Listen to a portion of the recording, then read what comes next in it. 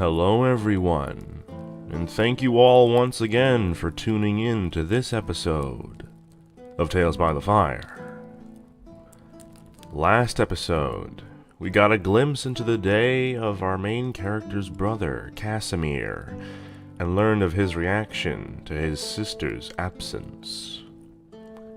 Concerned for the well-being of his sister, Casimir treks off on his horse to go find her, along with her so-called bodyguard. And what of our main character? Has her trek to Gokuba so far been uneventful, or is her life still filled with struggles and tragedy? Find out in this episode of Tales by the Fire.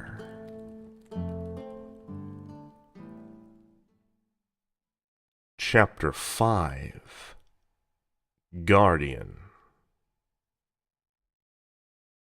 It's getting dark, said Dante, watching the fading sun dip below the flat horizon. We walked along the bank of a small stream, lined with spindly trees. Tomorrow we'll enter the country of Madokai. We'll have to be very careful.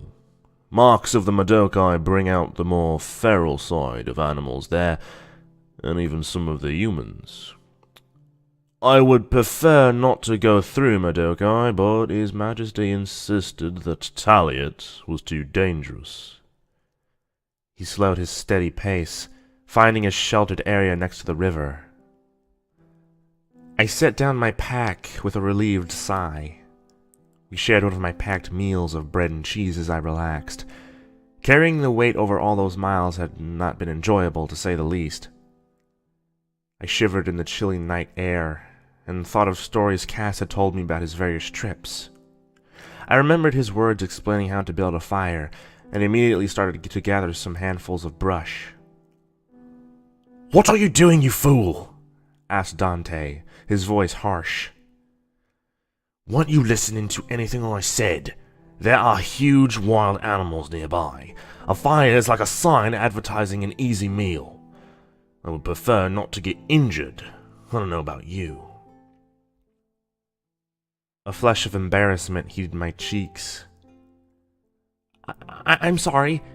It was cold, and I thought... "You didn't think," he said, scattering my rough brush pile.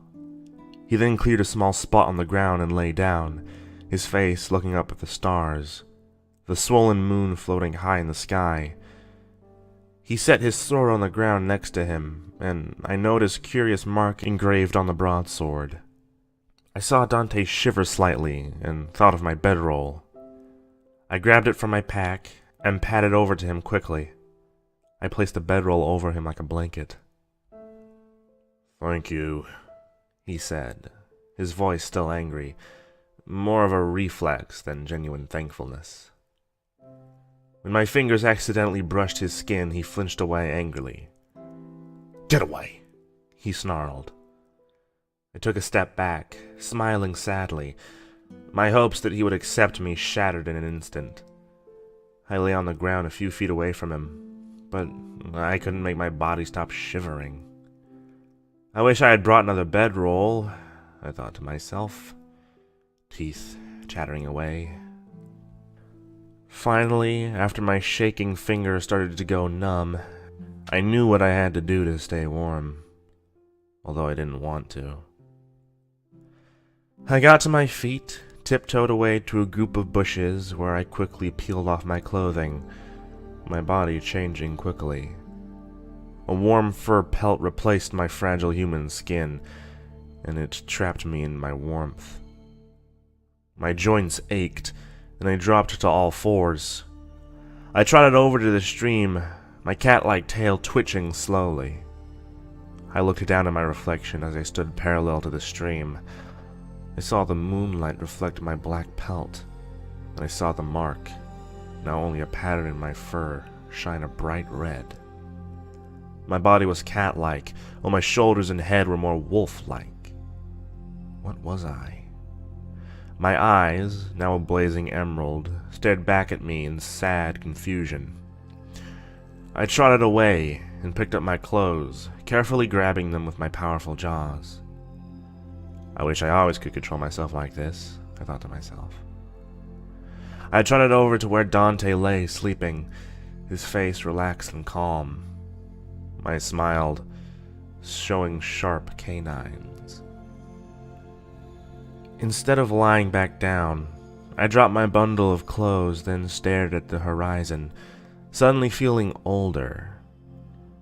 I watched the sleeping bodyguard sadly, wishing that I could have the ability to sleep in peace like that, without troubling dreams. But as I thought that, his expression changed from a frown to a look of fear, then a grimace of pain. What was he dreaming about? A battle he fought? Someone he'd failed to protect? A lost love?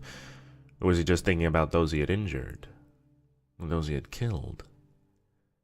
I wondered what my face looked like when I was asleep. I stayed awake watching him, watching the river protecting him, because I knew it was the right thing to do. I watched the sunrise, my head resting on my forepaws. It was strange how I longed for this man's acceptance, even though I had only known him for a day, and he had only been cruel to me. Why am I like this? I asked myself. Why must I long to be accepted? And why won't anyone trust me? Why can't I be trusted? I left my eyes open as the sun painted the horizon gold. I listened to the bird songs fill the air, feeling more peaceful yet more confused than I ever had before. Dante started to stir. I noted through tired eyes.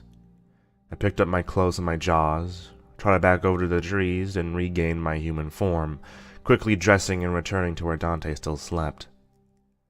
I lay down on the dry ground, pretending to be asleep as he woke up, and as I heard him stir, I did the same. "Good morning," I said, and dug into my pack for 2 slices of bread, handing him one. He took it, and we ate in silence, then got to our feet and packed up. We walked over for about an hour, then we came to a river. The bank sloped gently down to the clear river. It had a slow-moving, gentle current, and it seemed quite peaceful. The water's usually rougher," remarked Dante, not speaking to me, but to himself. Then he turned to me. "Once we cross this, we'll be in Madokai. I hope you can swim," he said, as he stripped off his outer shirt, tenderly wrapping it around his sword, then dove in head first, stroking powerfully for the other side. Still on the shore, I hesitated before pulling off my shirt, standing only in my thin white undershirt and breeches. I tucked this shirt into my pack, not wanting to ruin the shirt in case I destroyed a set of clothes if I changed forms quickly. Then I dove into the water head first like Dante had.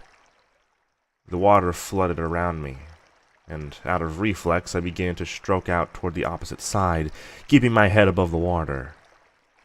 I was thankful for my increased strength as I easily swam across the river.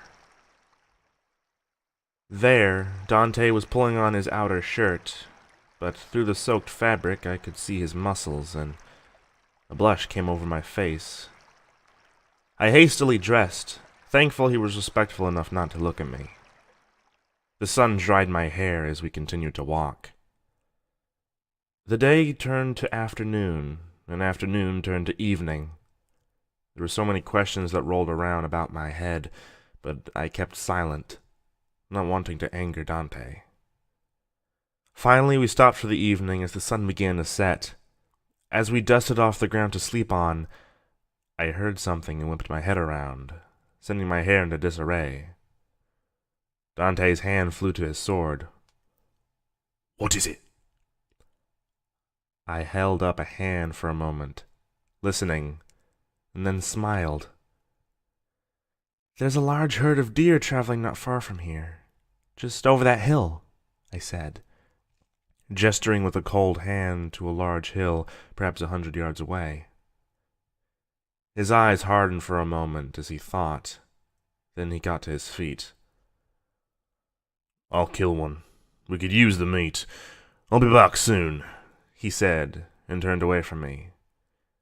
Don't, I said, frowning. Something isn't right. Don't go.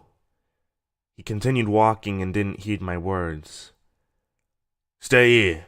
You'll just get in the way, he said.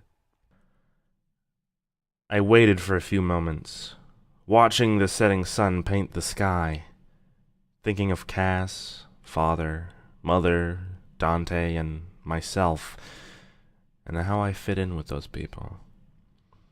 Then I heard something all too familiar that sent chills down my skin. Animals fighting, animals hunting. I jumped to my feet, yanking off my clothes as I leapt forward, landing on all four clawed paws. I took off sprinting toward the hill and over, dreading what I would see.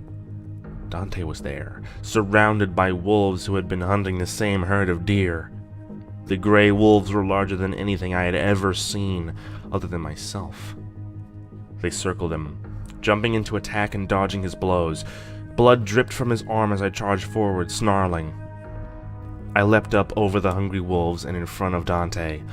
A wolf that had been going to attack him sunk its fangs into my shoulder, and I howled my anger and snapped at it with my razor-sharp fangs.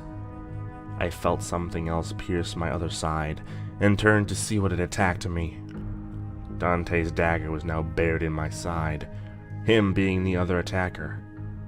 I curled my lip back in pain, knowing had I been an ordinary creature I would have been dead. Go, I snarled. It's me. Get out of here. I'll make an opening. Head for that tree, I said, jerking my head toward the small tree not far away. The words came out of my mouth in a snarl, but I knew my words were getting to him clearly, by means I cannot describe. I charged through, easily shouldering a few wolves aside. I heard Dante's footsteps behind me, so I turned and ran behind him, taking blows meant for him on my own body. I attacked with tooth and claw. With one leap, he grabbed the lowest hanging branch and pulled himself up higher, as I spun around to attack the salivating wolves. There were so many of them, and now they circled me as I struggled to move away from the tree. I felt my joints and muscles change more as I struggled to fight them off. Get away! I snarled at the wolves. I'll kill you if you don't run! I struggled to repress the change, trying not to attack as they tore apart my skin. My blood flowing to the ground, but my wounds healing only in seconds. My claws lengthened, and I felt the other part of myself start to consume my mind, my body. Then everything went black. That was Chapter 5 of Marked.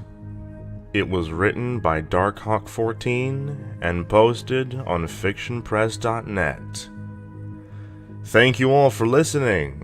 And again, if you want to read the story in its entirety, then just go to Darkhawk14's Fiction Press page in the description. And like always, I'll see you all next time on Tales by the Fire.